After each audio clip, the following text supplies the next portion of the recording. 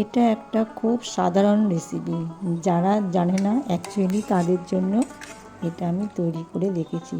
তারা এই ভিডিওটা পুরোটা দেখো। এগুলো হচ্ছে ঝিঙেগুলোকে আমি টুকরো টুকরো করে কেটে নিয়েছি। এটা করব আমি পোস্ত দিয়ে। আর আলুগুলোকে আমি একটু ভাজা ভাজা করে নিচ্ছি অল্প তেল দিয়ে। যতক্ষণ না আলুর জলটা ছাড়ে ততক্ষণ পর্যন্ত আমি নেড়ে যাব। এতে ভীষণ টেস্টি হয় এই ঝিঙে আলু দিয়ে পোস্ত করলে। আর আমি করেছি একটু ঝোল ঝোল, ঝিঙে আলু পোস্তর ঝোল যাকে বলি। খুব সাদামাটা রান্না, খুব সাধারণভাবে তৈরি, সকলেই পারবে এটা করতে। যারা জানো তো জানো, আর যারা জানো না তারা আমার ভিডিওটা সম্পূর্ণ দেখো, এটাই আমার অনুরোধ রইল। তাহলে আমি এবার দেখিয়ে দিই। দুটো লঙ্কা দিয়েছিলাম, ভালো করে নিয়ে নিলাম। দেখছি আলুর জল শুকিয়ে গেছে, এবার ঝিঙের জল বার করতে হবে, সেই জন্য ঝিঙেগুলোও দিয়ে দিলাম। সাথে দিয়েছিলাম একটুখানি পাঁচফোড়ন, একটা শুকনো লঙ্কা আর দুটো কাঁচা লঙ্কা। এরপর ভালো করে আমি নাড়ছি, নুন হলুদ দিয়ে দেব, দিয়ে চাপা দিয়ে দেব। কারণ ঝিঙেতে প্রচুর জল বেরোয়, সেই জন্য আমি আর এতে জল ব্যবহার করছি না, লাগলে জল অবশ্যই দেব।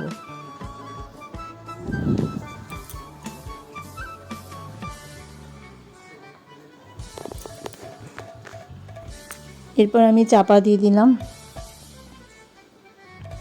চাপা দেওয়ার 15 মিনিট পরে আমি ফিরে এলাম। ঢাকা খুলে দেখি বেশ জল বেরিয়ে গেছে অনেকটাই। আমি যেহেতু একটু ঝোল ঝোল করব, সেই জন্য আমাকে জলটা দিতেও লাগবে। দেখছি যে আলুগুলো সেদ্ধ হয়েছে নাকি, দেখছি হ্যাঁ আলুগুলো বেশ ভালো সেদ্ধ হয়ে গেছে। আশা করছি তোমাদের ভিডিওটা ভালো লাগলে কমেন্ট করবে, আর সাবস্ক্রাইব করতে যারা এখনও করনি তারা করে দিও। এরপর দিয়ে দেবো বাটা পোস্তটা বেটে রেখে দিয়েছি এখানে। মিক্সিতেই আমি পেস্ট করেছি, তোমরা শিলে করবে, দেখবে আরও ভালো টেস্ট হবে।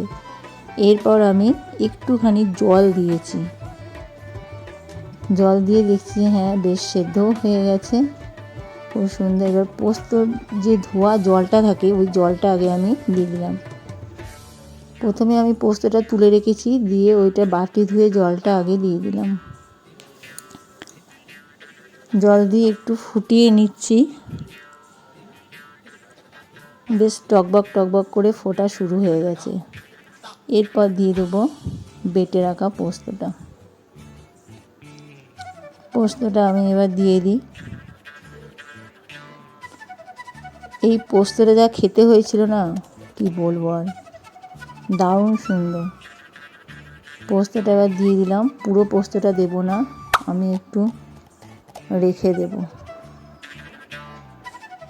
কাঁচা পোস্ত খেতে খুব ভালো লাগে, সেই জন্য একটু বাঁচিয়ে রেখে দিলাম। ব্যাস আমার পোস্ত মোটামুটি রেডি। এরপর ভালো করে নেড়ে চেড়ে